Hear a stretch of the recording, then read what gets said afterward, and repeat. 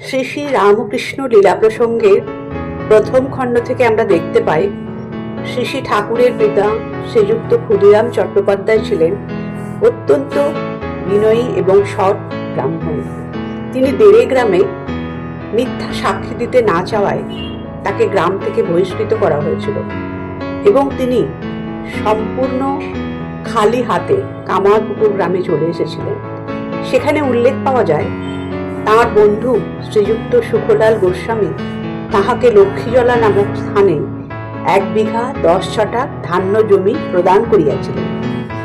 রঘুবীরের প্রসাদে তাহাতে এখন হইতে এত ধান্য হইতে লাগিল যে উহাতে তাহার ক্ষুদ্র সংসারের অভাব সংবৎসরের জন্য নির্ধারিত হওয়া ভিন্ন কিছু কিছু উদ্বৃত্ত হইয়া অতিথি অভাগ্যদের সেবাও চলিতে লাগিল।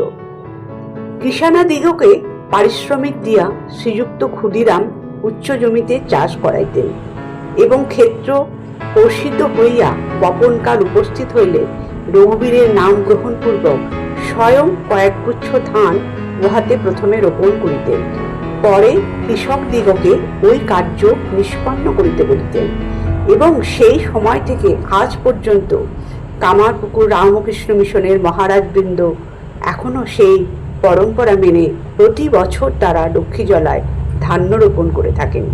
আমরা দেখতে পাচ্ছি রামকৃষ্ণ মিশন কামারপুকুরের অধ্যক্ষ মহারাজ এবং অন্যান্য বরিষ্ঠ সন্ন্যাসীগণ এবং অন্যান্য ব্রহ্মচারীগণ আনন্দের সহিত সেই রীতি অনুযায়ী আজ পর্যন্ত সেই একই নিয়মে এখানে ধান্য রোপণ করে চলেছেন।